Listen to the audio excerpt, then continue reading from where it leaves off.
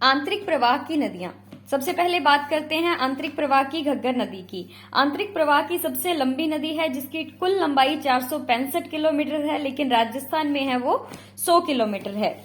ये हिमाचल में हिमालय के शिवालिक पहाड़ी की कालका पहाड़ी से निकलती है। घग्गर नदी जो पहले हिमाचल प्रदेश के बाद हरियाणा में अंबाला, फिर पंजाब में पटियाला, फिर हरियाणा में ओटू झील और बनवाली सभ्यता हरियाणा में, और इसके बाद ये हनुमानगढ़ के तलवाड़ा गांव के टिब्बी तहसील से ये हनुमानगढ़ में प्रवेश करती है और हनुमानगढ़ में भटनेर दुर्ग में ये आकर समाप्त हो जाती है। अगर इसमें पानी या बहाव क्षेत्र इसका ज्यादा है तो ये आगे चलती है, जहां पर हनुमानगढ़ जंक्शन है, इसके ऊपर हनुमानगढ़ में कालीबंगा, पीलीबंगा और रंग महल सभ्यता भी हनुमानगढ़ में है। उसके बाद ये गंगानगर में आती है। गंगानगर का सुरतगढ़, अनूपगढ़, बिजनौर गांव अनूपगढ़ इस पर स्थित है। बिजनौर गांव में लैला मजनू की मजार है जो घग्गर नदी के किनारे है।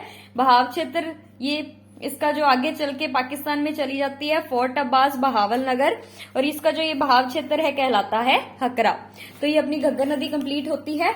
हिमाचल की शिवालिक की कालका पहाड़ी से निकलती है और हिमाचल प्रदेश में बहने के पश्चात हरियाणा में अंबाला, फिर पंजाब पटियाला, फिर हरियाणा ओटू झील, बनवाली सभ्यता, टिब्बी तहसील से ये तलवाड़ा गांव से हनुमानगढ़ में प्रवेश, हनुमानगढ़ का भटनेर दुर्ग, हनुमानगढ़ जंक्शन, कालीबंगा, पीलीबंगा, रंग महल, फिर गंगानगर में एंट्री करती है, जहां पर सूरतगढ़, अनूपगढ़, बिजनौर गांव, जहाँ पे लाला मजनू की मजार है। फिर वहां से ये फोर्ट अब्बास में पाकिस्तान में बहावल नगर जाती है, वहां पर इसका बहाव क्षेत्र है वो हकरा कहलाता है। इससे घग्गर की आंतरिक सबसे लंबी नदी है। टोटल यहां तक की लंबाई 100 किलोमीटर, अगर पूरी पूछ ले तो 465 किलोमीटर है। इसके बाद अपने बात करते हैं कांकनी नदी की।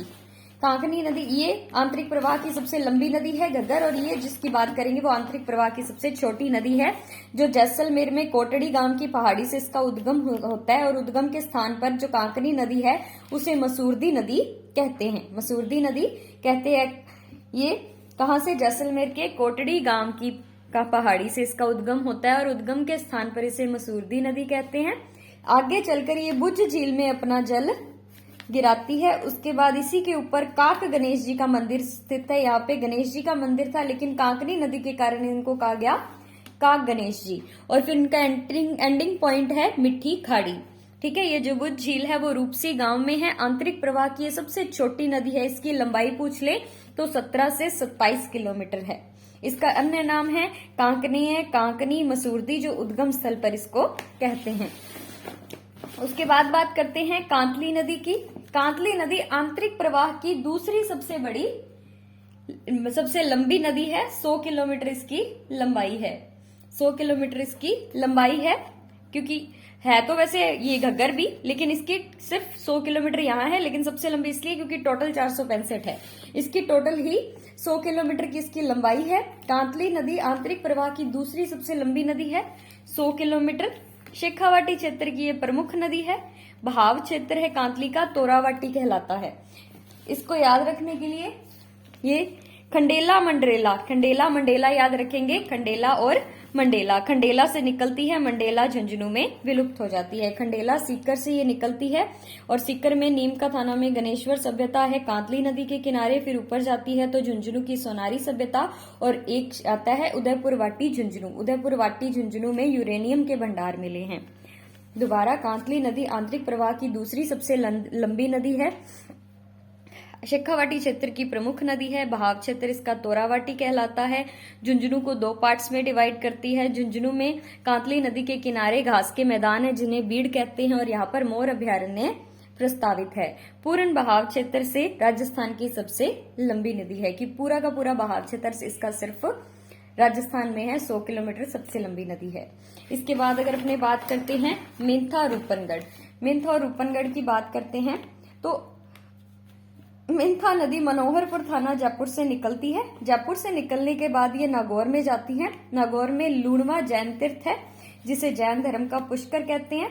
फिर नावा मंडी नागौर है, जो नमक मंडी राजस्थान की सबसे बड़ी नमक मंडी है। फिर ये सांबर झील में अपना जल गिरा देती है। सांबर झील को सबसे ज्यादा खारा पानी जो प्रोवाइड करवाती है वो मेंथा नदी है।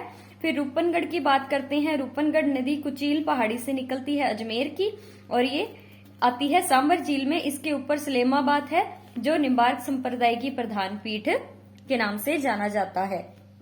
ठीक है, और ये इसके अलावा ये 1, 2, 3 ये जो लाइंस लगाई हुई हैं ये भी क्या है, इसकी सहायक नदियां जो सांबर झील में जल गिराती है। ताकि आपको याद रहे, मेंथा और रूपनगढ़ तो सांबर झील में जा रही हैं। 3 और नदियां ऐसी हैं जो सांबर झील में अपना जल गिराती हैं, वो है खारी, खंडेल, तुरतमती। तीनों का उद्गम जयपुर से होता है और जयपुर में बहने के पश्चात ये सांबर झील को अपना जल प्रोवाइड करवाती हैं। सांबर झील में सर्वाधिक लवणता लाने वाली नदी है मेंथा नदी। मेंथा नदी रूपनगढ़ गांव अजमेर राजस्थान का पहला गॉलिंटन मेगा फूड पार्क 2018 स्थापित किया जाएगा। ठीक है, उसके बाद बात करते हैं द्रव्यवती। द्रव्यवती नदी है वो कनोत्ता बांध, ये नाहरगढ़ पहाड़ी से इसका उद्गम होता है द्रव्यवती का, और कनोत्ता बांध जयपुर में ये खत्म हो जाती है। क्योंकि जयपुर की बात चल रही थी तो उसी के साथ ये हो जाएगा कि नाहरगढ़ पहाड़ी से द्रव्यवती नदी का उद्गम होता है और कनोत्ता बांध में ये समाप्त हो जाती है। और द्रव्यवती में को आमिन शाह का नाला भी कहते हैं। ये एक प्रदूषित नदी है, इसे लाइफ लाइन ऑफ जयपुर भी कहते हैं। द्रव्यवती को लाइफ लाइन ऑफ जयपुर भी कहते हैं। ठीक है, उसके बाद अपने बात करते हैं कि एक नदी है काकुंद नदी। काकुंद नदी का उद्गम है वो उदयपुर से होता है। ये बयाना और चैनपुरा की रूपावास तहसील को देकर बारेठा बांध इसमें स्थित है भरतपुर में, और ये फिर यूपी में चली जाती है। इसका जल कभी समाप्त नहीं होता। काकुंद नदी पर दिर जलप्रपात है। दिर जलप्रपात का जल है वो कभी समाप्त नहीं होता। फिर बात करते हैं आगे रोहिली नदी। रोहिली नदी जैसलमेर से निकलती है और बाड़मेर में कवास बाड़मेर में जाती है। इधर नीमड़ा नदी बाड़मेर से निकलती है, कवास बाड़मेर में जाती है। अगर यहाँ ज्यादा बारिश होगी तो बाढ़ कहाँ आएगी, कवास बाड़मेर में। जैसलमेर बाड़मेर में अगर बारिश ज्यादा होती है तो रोहिली नदी जैसलमेर से बाड़मेर आ रही है, नीमड़ा नदी बाड़मेर से बाड़मेर ही जा रही है, और कवास में ये दोनों मिलती हैं, इसीलिए कवास बाड़मेर में बाढ़ आ जाती है। लेकिन बालोतरा बाड़मेर में जब बाढ़ आती है तो वो लूनी नदी के कारण आती है। ये याद रखें, कवास बाड़मेर में बाढ़ आती है रोहिला और नीमड़ा के कारण, बालोतरा में बाढ़ आती है लूनी नदी के कारण, जो अपनी नेक्स्ट नदी रहेगी अरब सागर की नदियों में। उसके बाद जो लास्ट नदी है वो है रूपारेल नदी। रूपारेल नदी ये लाइफ लाइन ऑफ भरतपुर है। जैसे Dravyavati life line of Jaipur थी, लाइफ लाइन ऑफ भरतपुर है। इसका उद्गम होता है अलवर में उदयनाथ पहाड़ी से।